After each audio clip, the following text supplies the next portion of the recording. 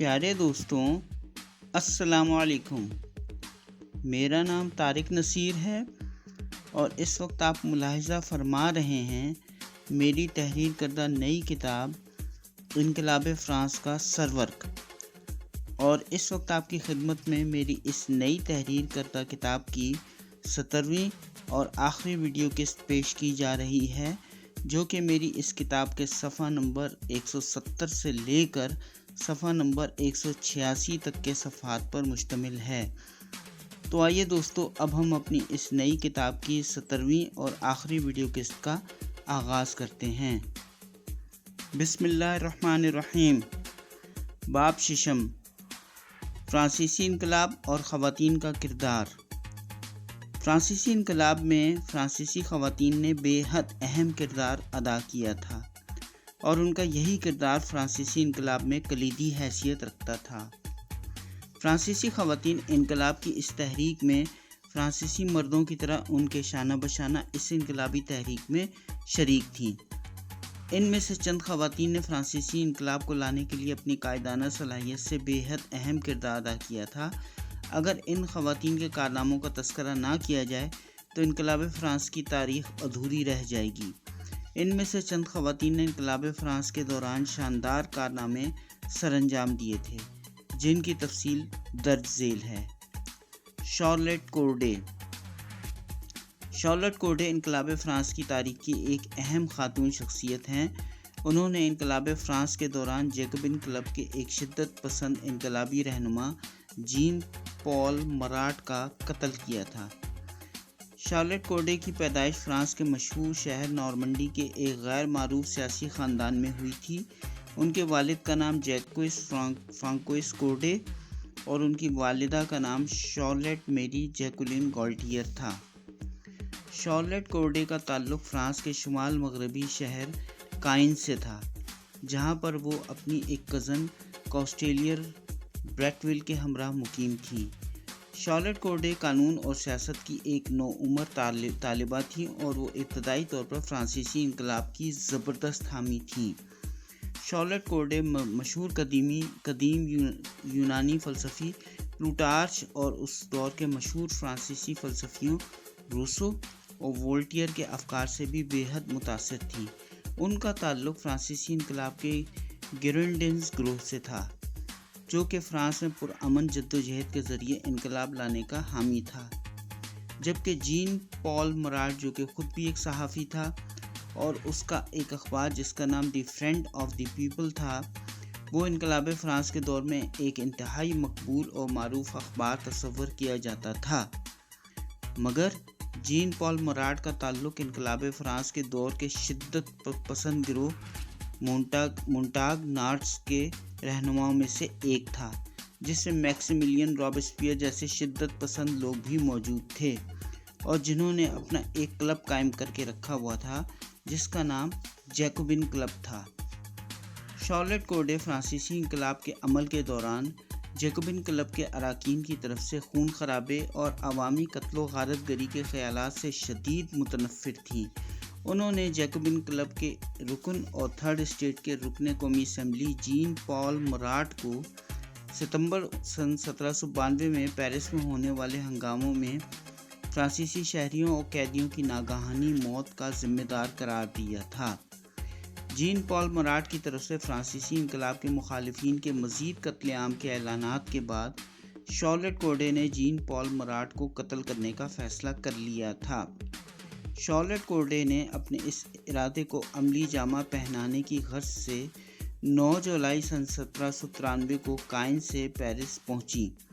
وہ اپنے ہمراہ مشہور یونانی فلسفی پلوٹارچ کی تحریر کردہ کتاب، جس کا عنوان متوازی حیات یعنی پیرلل لائفز تھا، کے ایک تاریخی نسخے کی کاپی اپنے ہمراہ لے کر گئی تھیں۔ انہوں نے پیرس پہنچ کر ایک تیز دھار چھری خریدی جس کی لمبائی 6 انچ تھی، اور انہوں نے پیرس کے پروویڈنس ہوٹل میں اپنی رہائش کے لیے کمرہ بھی کرائے پر حاصل کر لیا تھا۔ شارلٹ کورڈے نے پروویڈنس ہوٹل کے اس کمرے میں اپنے قیام کے دوران انہوں نے اپنی کئی ہم خیال دوستوں کو، جن کا تعلق فرانسیسی قانون اور امن کے دوست نامی ایک تنظیم سے تھا، انہیں اپنے اس قتل کے ارادے سے آگاہ کرنے کے لیے کئی خطوط بھی تحریر کیے تھے۔ شارلٹ کوڈے کا اولین منصوبہ تو یہی تھا کہ وہ جین پال مراٹ کو نیشنل کنونشن کے اجلاس میں اراکین کی موجودگی میں قتل کرتے، تاکہ نیشنل کنونشن کے اراکین اس قتل کے خوف کو دیکھ کر سہم جائیں اور ان میں بھی اس قتل کا خوف طاری ہو جائے اور وہ عوامی قتل عام سے باز رہیں۔ لیکن جب انہیں معلوم ہوا کہ جین پال مراٹ اپنی ایک جلدی بیماری جس کا نام ڈرماٹائٹس ہرپیٹی فارمس ہے کی وجہ سے نیشنل کنونشن کے اجلاس میں حاضر نہیں ہو پا رہا ہے، تو پھر انہیں مجبوراً اپنا یہ منصوبہ تبدیل کرنا پڑا۔ 13 جولائی سن 1793 کی دوپہر کو شارلٹ کوڈے اپنی مکمل تیاری کے ساتھ جین پال مراٹ کے گھر پر پہنچی۔ شارلٹ کوڈے نے اسی روز جین پال مراٹ سے ملاقات کرنے کے لیے ایک ضروری اطلاع فراہم کرنے کا بہانہ بنا کر ملاقات کے لیے وقت لے لیا ہوا تھا، مگر جب وہ ملاقات کے لیے جین پال مراٹ کے گھر پر پہنچی تو اس وقت جین پال مراٹ اپنی جلد کی بیماری کے علاج کے لیے ایک خصوصی طور پر بنوائے ہوئے اپنے جوتے نما باتھ ٹب میں لیٹا ہوا اپنی جلد کی دوائی کے ساتھ غسل کرنے میں مصروف تھا۔ اس باتھ ٹب کے سامنے اور دائیں طرف مریض کے لیے ایک خصوصی میز بھی نصب تھی، جس پر وہ اس غسل کے دوران اپنے تمام اہم دفتری امور کو نمٹا سکتا تھا اور اہم دستاویزات کا مطالعہ بھی کر سکتا تھا۔ شارلٹ کوڈے نے جین پال مراٹ کے گھر پر پہنچ کر اس سے ملاقات کرنے کے لیے اجازت چاہی، مگر دروازے پر موجود جین پال مراٹ کی منگیتر سیمونے ایورارڈ کی بڑی بہن کیتھرین ایورارڈ نے اس ملاقات کی اجازت دینے سے انکار کر دیا، کیونکہ اسی روز کائن شہر سے گیرونڈنس کی تحریک دوبارہ اٹھنے کی اطلاعات آ رہی تھیں۔ شارلٹ کوڈے اس روز جب شام کو دوبارہ جین پال مراٹ سے ملاقات کرنے کے لیے اس کے گھر پر پہنچی تو وہ اس وقت بھی اپنے باتھ ٹب میں لیٹ کر غسل کے دوران اپنے دفتری امور نمٹانے میں مصروف تھا۔ جین پال مراٹ نے شارلٹ کوڈے کو اجازت دے دی کہ وہ اس سے ملاقات کر سکتی ہے، تو وہ اس سے ملاقات کرنے کے لیے اس کے باتھ روم میں پہنچ گئی۔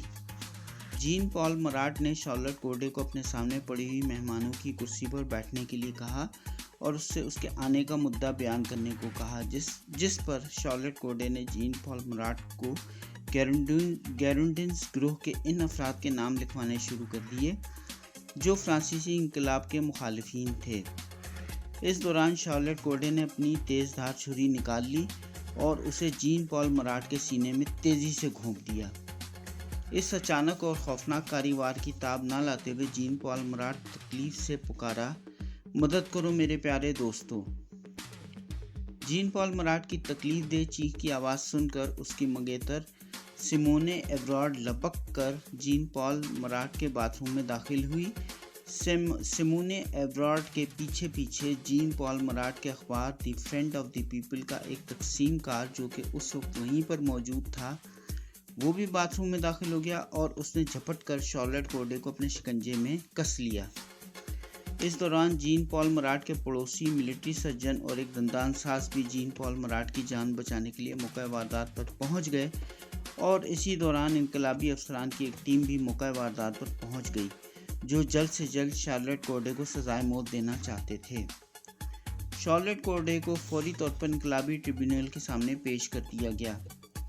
قتل کی اس واردات سے قبل شارلٹ کوڈے نے اپنے والد جیکوس فرانکوئس کوڈے کو بھی ایک خط بھی تحریر کیا تھا جو کہ ان کے والد تک پہنچنے سے قبل ہی انقلابی ٹریبیونل کے ہتھے چڑھ گیا تھا، اور اس خط میں انہوں نے انقلابی حکومت کے جرائم کے خلاف بات کی ہوئی تھی۔ شارلٹ کوڈے کا یہ خط بھی بطور ثبوت انقلابی ٹریبیونل کی عدالت میں پڑھ کر سنا دیا گیا۔ شارلٹ کوڈے کے اس مقدمے کو 3 مرتبہ عدالت میں پیش کیا گیا، جس کی تفصیل درج ذیل ہے۔ نمبر 1 سینئر انقلابی جوڈیشل کونسل، نمبر 2 صدر انقلابی ٹریبیونل، نمبر 3 چیف پروسیکیوٹر انقلابی عدالت انصاف۔ دوران سماعت شارلٹ کوڈے نے کئی مرتبہ یہ اقرار کیا کہ وہ ایک عوامی حکومت کی حمایتی ہے اور وہ انقلابی حکومت بننے سے قبل بھی اس کی حامی تھی اور ابھی بھی اس انقلابی حکومت کی حامی ہے اور وہ اسی طرز کی حکومت کو دیکھنا چاہتی ہے جس طرز کی حکومت قدیم روم میں قائم ہوا کرتی تھی۔ اس مقدمے میں تفتیش کاروں کے زیادہ تر سوالات گیرنڈینز سے متعلق تھے، جن میں شارلٹ کوڈے سے بار بار یہ پوچھا جاتا رہا تھا کہ آیا شارلٹ کوڈے گیرنڈینز کی اعلی کار کے طور پر تو استعمال نہیں ہوئی۔ شارلٹ کوڈے نے اپنے اس مقدمے کی کارروائی میں اپنی وکالت کرنے کے لیے لوئس گسٹاف ڈولسٹ نامی ایک وکیل کا نام تجویز کیا تھا، لیکن لوئس گسٹاف ڈولسٹ کو شارلٹ کوڈے کا یہ خط بے حد تاخیر سے ملا، جب تک انقلابی عدالت اپنا فیصلہ سنا چکی تھی۔ شارلٹ کوڈے کو ان کے وکیل لوئس گسٹاف ڈولسٹ کی عدم دستیابی پر اس مقدمے کی کارروائی میں معاونت فراہم کرنے کے لیے سینئر انقلابی جوڈیشل کونسل کی طرف سے ایک سرکاری وکیل کا انتظام کر کے دے دیا گیا تھا، جس کا نام کلاڈ فرانسس شاویو لاگارڈے تھا، جو کہ ظاہر ہے ملزم کی وکالت کرنے سے زیادہ سینئر انقلابی جوڈیشل کونسل کی حمایت کر رہا تھا۔ خیال کیا جاتا ہے کہ سینئر انقلابی جوڈیشل کونسل کے ایک رکن اینٹوین کوئنٹن فوکیئر ٹنویل نے تاخیری حربہ استعمال کرتے ہوئے شارلٹ کوڈے کو ان کے وکیل لوئس گسٹاف ڈولسٹ کے لیے ان کا تحریر کیا گیا وکالت کرنے کا خط ان کے تجویز کردہ وکیل لوئس گسٹاف ڈولسٹ تک بروقت پہنچنے نہیں دیا تھا، تاکہ شارلٹ کوڈے کے مقدمے کا فیصلہ ان کے حق میں نہ ہو سکے۔ تاہم بالآخر 17 جولائی سن 1793 کو سینئر انقلابی جوڈیشل کونسل نے شارلٹ کوڈے کو ان کی قسمت کا فیصلہ سنا دیا اور انہیں سزائے موت سنا دی گئی۔ 17 جولائی سن 1793 کو گلوٹین کے ذریعے سزائے موت دیے جانے سے قبل شارلٹ کوڈے نے اپنی آخری خواہش کے طور پر اپنی ایک پینٹنگ بنوانے کی آخری خواہش کا اظہار کیا تھا، جس میں انہیں بیڑیوں میں بندھے ہوئے گلوٹین کی طرف جاتے ہوئے دکھایا گیا تھا۔ شارلٹ کوڈے کی یہ آخری خواہش پوری کر دی گئی۔ اس خوبصورت لیکن دکھ بھری پینٹنگ میں شارلٹ کوڈے کو ایک خوبصورت غمزدہ اور افسردہ دوشیزہ کے روپ میں دکھایا گیا ہے، جسے ان کے چاہنے والے ایک پینٹر جیکوس ہائر نے ان کی زندگی کے آخری وقت میں نہایت ہی خوبصورت اور دلکش انداز میں پینٹ کیا تھا۔ شارلٹ کوڈے نے اپنی اس مختصر سی زندگی کو موت سے گلے لگانے سے قبل گلوٹین پر اپنا آخری تاریخی جملہ ادا کیا تھا: میں اپنی جان دے کر 1,00,000 فرانسیسی شہریوں کی جان بچا رہی ہوں۔ Number 2، Claire Lacombe. Claire Lacombe France کے جنوب مغربی قصبے پامیرس میں پیدا ہوئی تھیں۔ وہ اپنی چھوٹی سی عمر میں ہی اسٹیج اور تھیٹر کی اداکارہ بن گئی تھیں، لیکن انہیں اپنے شعبے سے کوئی خاص کامیابی نہیں مل سکی، کیونکہ ان کی تھیٹر کمپنی کئی قصبوں میں جا کر کام کرتی تھی اور وہ اپنی اس تھیٹر کمپنی سے خوش بھی نہیں تھیں۔ سن 1792 میں کلیئر لاکومبے پیرس آ گئی اور پھر وہ ایک انقلابی بن گئی۔ انہوں نے 10 اگست سن 1792 کو پیرس کے ٹیولیس کے شاہی محل پر ہونے والے بادشاہت کے خاتمے کے خلاف ہونے والے حملوں میں انقلابی کی حیثیت سے بڑھ چڑھ کر حصہ لیا تھا۔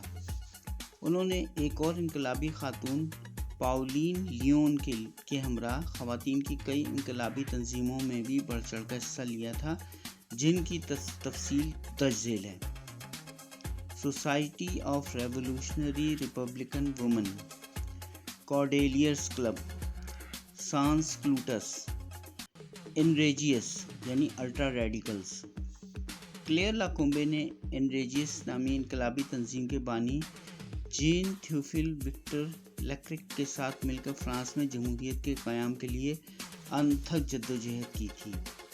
16 ستمبر سن 1793 کو کلیئر لاکومبے کو فرانس کی قومی اسمبلی کی کمیٹی آف جنرل سیکیورٹی کی رکنیت سے برطرف کر دیا گیا تھا، کیونکہ ان کے کچھ بیانات کو انقلابی حکومت کے جیکوبن کلب کی جانب سے اپنی حمایت کے متضاد پایا گیا تھا۔ 30 اکتوبر سن 1793 کو ان کی خواتین کے لیے قائم کردہ تمام انقلابی تنظیموں کو بھی یکسر ختم کر دیا گیا تھا۔ کلیئر لاکومبے کو اپریل سن 1794 میں گرفتار کر کے جیل بھیج دیا گیا۔ 20 اگست سن 1795 کو انہیں اپنے اوپر قائم کردہ تمام مقدمات سے بری کرنے کے بعد رہا کر دیا گیا۔ رہائی ملنے کے بعد کلیئر لاکومبے نے دوبارہ اداکاری کے شعبے سے وابستہ ہونے کی کوشش کی، لیکن جیل میں رہنے کی وجہ سے وہ اپنی بگڑتی ہوئی صحت اور دماغی حالت کے باعث صرف 3 ماہ تک ہی کام کرنے کے بعد اداکاری کے شعبے سے بھی دستبردار ہو گئیں۔ اس کے بعد انہوں نے کچھ عرصہ ایک اسکول میں اسکول ٹیچر کا کام کیا، لیکن جیل میں رہنے اور کئی صدمات برداشت کرنے کے بعد ان کی ذہنی حالت خراب ہو گئی تھی۔ 19 جون سن 1821 کو انہیں علاج کی غرض سے پیرس کے خیراتی ہسپتال، جس کا نام پیٹی سالپیٹری ہسپتال تھا، وہاں پر داخل کر دیا گیا اور 2 مئی سن 1826 کو پیٹی سالپیٹری ہسپتال میں ہی ان کا انتقال ہو گیا۔ Number 3، Pauline Léon. Pauline Léon انقلاب فرانس کی سب سے بڑی خاتون رہنما تھیں، اور پاولین لیون اور کلیئر لاکومبے دونوں آپس میں بہت گہری سہیلیاں بھی تھیں۔ پاولین لیون کے والد کا نام پیری پال لیون تھا اور ان کا ایک چھوٹا سا چاکلیٹ سازی کا کاروبار بھی تھا، جبکہ پاولین لیون کی والدہ کا نام میتھولین ٹیلوہن تھا۔ پاولین لیون کے 5 بہن بھائی اور بھی تھے۔ جب 1784 میں پاولین لیون کے والد پیری پال لیون کا انتقال ہوا تو پاولین لیون نے اپنی والدہ میتھولین ٹیلوہن کے ساتھ مل کر اپنے والد کا چاکلیٹ سازی کا کاروبار سنبھالنے میں ان کی مدد کی اور ساتھ ہی میں اپنے چھوٹے بہن بھائیوں کی پرورش میں بھی اپنی والدہ کی مدد کی۔ جب پاولین لیون نے خواتین کی ایک انقلابی تنظیم جس کا نام society of revolutionary republican women تھا قائم کی تھی، تو اس تنظیم میں سب سے پہلے ان کی قریبی سہیلی کلیئر لاکومبے نے رکنیت حاصل کی تھی اور وہ اس تنظیم کی سب سے اہم رکن تھی۔ Pauline Léon society of revolutionary republican women کے قیام سے قبل کلیئر لاکومبے کی طرح ہی درج ذیل تنظیموں کی رکن بھی تھیں۔ Number 1، Cordeliers club. Number 2، sansculottes یعنی کامن مین، اور نمبر 3، انریجیس یعنی الٹرا ریڈیکلز۔ پاولین لیون نے بھی کلیئر لاکومبے کی طرح انریجیس نامی انقلابی تنظیم کے بانی جین تھیوفل وکٹر لیکرک کے ساتھ مل کر فرانس میں جمہوریت کے قیام کے لیے انتھک جدوجہد کی تھی۔ سن 1793 میں پاولین لیون نے جین تھیوفل وکٹر لیکرک سے شادی بھی کر لی تھی۔ اس وقت پاولین لیون کی عمر 29 برس کی تھی۔ اپریل سن 1794 میں کلیئر لاکومبے کی طرح ہی پاولین لیون کو بھی کمیٹی آف جنرل سیکیورٹی کی طرف سے فرانسیسی انقلاب کے بارے میں متضاد بیانات دینے کے باعث گرفتار کر لیا گیا تھا اور انہیں لکسمبرگ کی جیل میں بھیج دیا گیا تھا۔ چونکہ پاولین لیون پر کوئی جرم ثابت نہیں ہوا تھا، اس لیے انہیں 3 ماہ بعد ہی رہائی مل گئی تھی۔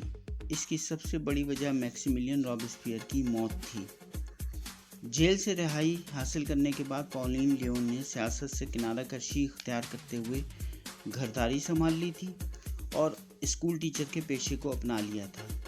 پاولین لیون کا انتقال 70 برس کی عمر میں 5 اکتوبر سن 1838 کو بوربن وینڈی میں ہوا تھا۔